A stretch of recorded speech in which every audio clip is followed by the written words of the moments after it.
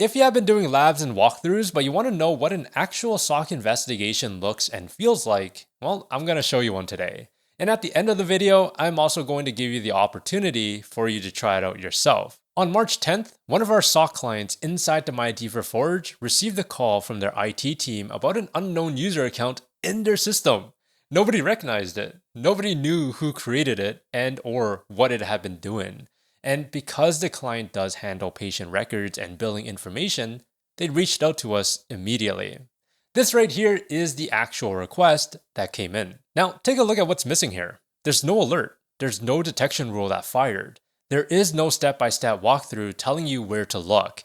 Just a client who is concerned and needs answers. And that is what real SOC work looks like most of the time. You get a request, you figure out the scope, and then you investigate. So two of our SOC analysts picked this up, Nigel and Amadou, and I do want to show you what they found. Starting with Nigel's investigation, the earliest activity he found related to this attack was back on February 17th at 7:42 p.m. UTC, where there were multiple failed authentications targeting two accounts. There was a successful authentication that occurred for the both accounts the next day around 6:30 a.m. UTC. Nigel identified a successful account creation 6 days later, and that account was added to the administrator's group.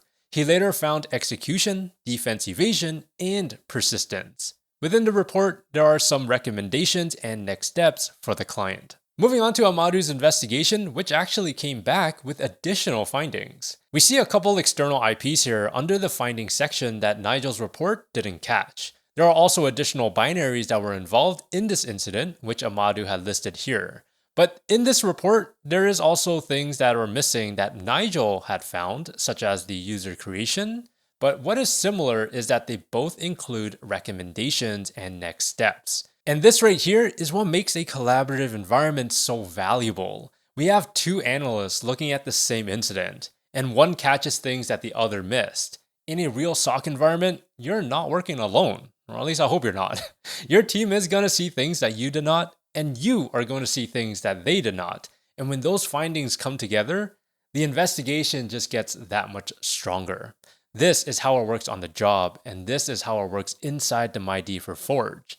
Now, my job is to provide both of them feedback so they can get better one investigation at a time. If you want to try this investigation out yourself, I actually exported some of the logs from this incident and put them inside our free community. And we actually got some folks in there tackling it as we speak. And if after that you want access to the full environment where incidents like this are happening live with real alerts coming in and no one telling you where to look, well, the MyD for Forge will be there when you're ready.